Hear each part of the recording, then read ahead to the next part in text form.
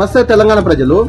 ఈ పెద్ద మనిషి కల్వకుంట్ల కుటుంబం దోపకం గురించి ఆ ముగ్గురే వెళ్ళిరని కల్వకుంట్ల కుటుంబంలో హరీష్ రావు మరియు కేటీఆర్ గురించి ఎట్లా చెప్తుందో ఒకసారి ఈ వీడియో చూడండి తెలంగాణ ప్రజలు. ఇప్పుడు కేసీఆర్ కొడుకు కూడా సవాల్ ఇస్తుండు రేవంత్ రెడ్డికి, నువ్వు రా చర్చగా అని చెప్పి సవాల్ ఇస్తుంటాడు. మరి రేవంత్ రెడ్డి రమ్మాడు కదా, కేసీఆర్ ఫామ్ హౌస్ లో పడుకున్నావు దా, మరి అసెంబ్లీకి రా, దమ్ముంటే రా అని కాగితం చూపెట్టు. మరి కొద్ది సంజయ్ అయ్యేందుకు రాలే? కేసీఆర్ సవాల్ విసిరిండు, రేవంత్ రెడ్డి తోక ముడిచింది అని అంటే, కేసీఆర్ సవాల్ విసిరితే రేవంత్ రెడ్డి భయపడలేదు. నీకు దమ్ముంటే అసెంబ్లీకి రా, లేకపోతే నీ ఫామ్ హౌస్ కి వచ్చి చర్చ చేద్దామని అంటే తోక ముడిచిన కేటీఆర్ కల్వకుంట్ల కుటుంబము. పెద్ద మనిషికి కూడా ఈ కల్వకుంట్ల దోపకము ఈ తెలంగాణని ఎట్లా దోచుకున్నారో తను వివరించి చెప్తున్నాడు. ఈ కల్వకుంట్ల అవినీతి గురించి బట్టబయలు చేస్తున్నాడు.